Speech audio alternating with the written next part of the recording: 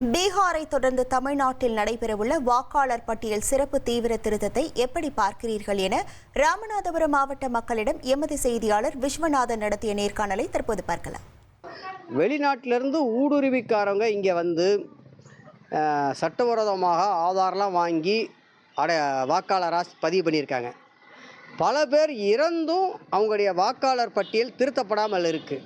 இந்த மாதிரி இருக்கக்கூடிய விஷயங்களை சரி பண்ணுறதுங்கிறது இது ஜனநாயகத்துடைய அவசியமான தேவை. அதனால் இதை வரவேற்கிறேன். திரும்பவும் சிறப்பு சீர்திருத்தம் ஒன்று பண்ணி என்னன்னா திரும்ப எங்களோட ஓட்டர் ஐடி ஓட்டுரிமை இல்லாமல் போயிடுறது மாதிரி எங்களுக்கு பயமாக இருக்குது. பீகாரிலே ஏற்பட்ட கலவரங்கள் அதேபோல் பீகாரிலே ஏற்பட்ட பிரச்சனையை தமிழகத்தில் ஏற்படுத்துவதற்காகத்தான் மத்திய அரசு தேர்தல் ஆணையம் முயற்சி செய்கிறது.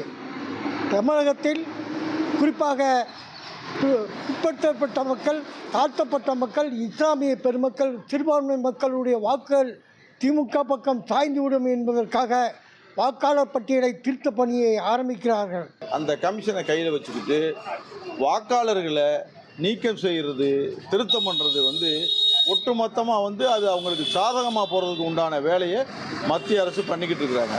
இது பெரும்பாலும் சிறுபான்மையின இதிலேருந்து நீக்கிறதுக்கு உண்டான திட்டம் மாதிரி தெரியுது. இதை வன்மையாக கண்டிக்கிறோம். வாக்காளர் பட்டியல் சிறப்பு சீர்திருத்தங்கிறது இப்போதைக்கு கண்டிப்பான அவசியம் தான். அதை நம்ம வரவேற்கிறோம். ஏன்னா அதில் உண்மையான நம்ம தேசத்தை சேர்ந்த குடிமக்களுக்கான எந்த பாதிப்பும் கிடையாது. அவங்களுக்கு எல்லா ஆவணங்களும் இருக்கும். நம்ம ஓட்டுக்கு எந்த பாதிப்பும் வரப்போறதில்லை.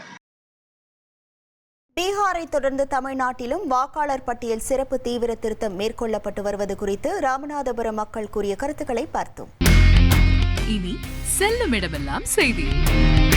தந்தி டிவியின் வாட்ஸ்அப் சேனலை ஃபாலோ பண்ணினா செல்ல இருக்கும் இடமெல்லாம் செய்தி. இதோ QR கோட் இப்பவே ஸ்கேன் பண்ணுங்க, ஃபாலோ பண்ணுங்க.